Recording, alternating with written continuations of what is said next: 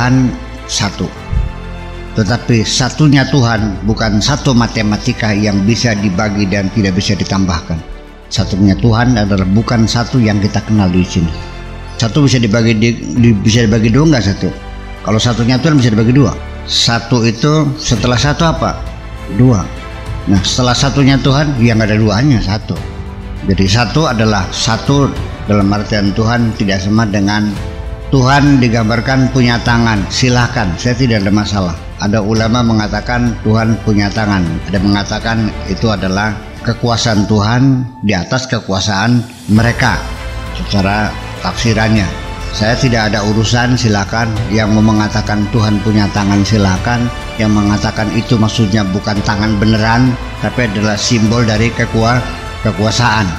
Silakan, saya tidak menyalahkan siapapun.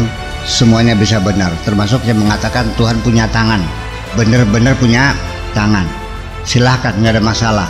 Tetapi ketika bertanya seperti apa tangan Tuhan itu, ketika dia mengatakan tidak seperti apa-apa, betul juga.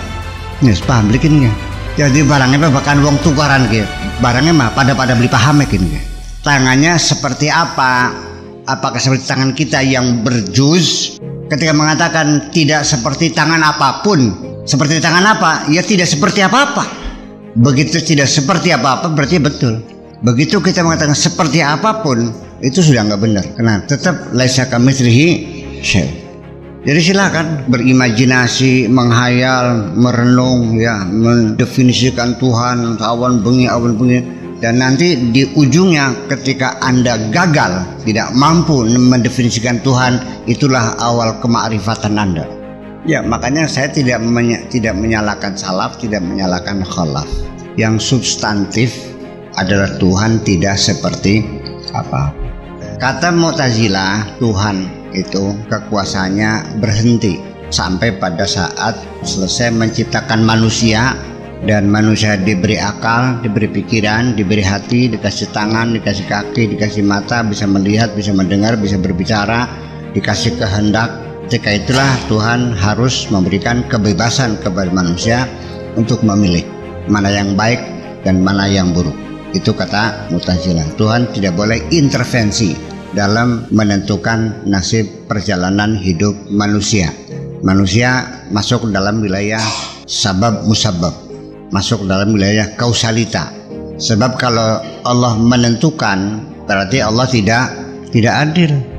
Tayono diikat kakinya, diikat tangannya, dilemparkan ke tengah lautan, lalu diperintahkan jangan tenggelam. Mungkin enggak? Kalau kita sudah ditentukan nasibnya melarat, kenapa disuruh usaha? Allah menentukan kita sudah sakit, untuk apa Allah menyuruh kita menjaga kesehatan? Kalau Allah sudah menentukan kekafiran kita, apa artinya Allah menyuruh kita beriman? Berarti sangatlah tidak adil kalau Allah itu menentukan nasib manusia. Ini kan Tuhan dalam persepsi Mu'tazilah, ya kan seperti itu. Kata Jabariyahnya, Tuhan adalah segalanya. Tuhan telah menyeting, skenarionya sudah selesai, bahwa kamu sudah diprogram lahir tanggal sekian, mati tanggal sekian, jodohnya si Anu, nanti kepleset di kampung ini, kemudian melacurnya 10 kali, ya kan, lalu kena penyakit AIDS, matinya nggak dimandikan lagi, diuri karo kapur bae, dibungkus karo plastik, sing gotong langsung sing gelem. Sudah ada ketentuan dari Allahnya seperti itu. Itu adalah kelompok Jabariyah. Nah, Ahlussunnah wal Jamaah, Allah memang telah menentukan nasib kita, ya kan gitu. Ada qada, ada qadar, ada kepastian, semuanya sudah ditentukan. Tetapi ada ketentuan yang permanen, ada yang bisa direvisi. Allah menentukan kamu miskin, tapi karena kamunya rajin, maka kamu dirubah nasibnya menjadi kaya. Ya, ini kan berarti Tuhan merevisi ketentuannya sendiri, melihat perkembangan manusia. Makanya ada qada mubram, ada qada ghairu mubram. Apapun yang mereka katakan tentang Tuhan, itu adalah Tuhan dalam imajinasi mereka. Paham Dino? Yang paling sulit menjawabnya ketika ada orang bertanya, sing bener endi? Pripun jawabku? Saya lebih suka mengatakan mereka semuanya benar, karena mereka melihat dengan pikirannya, mereka melihat dengan sudut pandangnya, mereka sedang berada di dalam gerbong kereta api. Mereka yakin betul, melihat sendiri dengan bukti yang nyata bahwa tiang-tiang itu berkejar-kejaran. Kapan mereka sadar bahwa tiang itu tetap? Ketika mereka keluar dari gerbong kereta api. Jadi mereka akan tahu yang sebenarnya bagaimana Tuhan ketika mereka keluar dari gerbong jasadi ini. Ketika mereka keluar dari dimensi kemanusiaannya. Itu aja.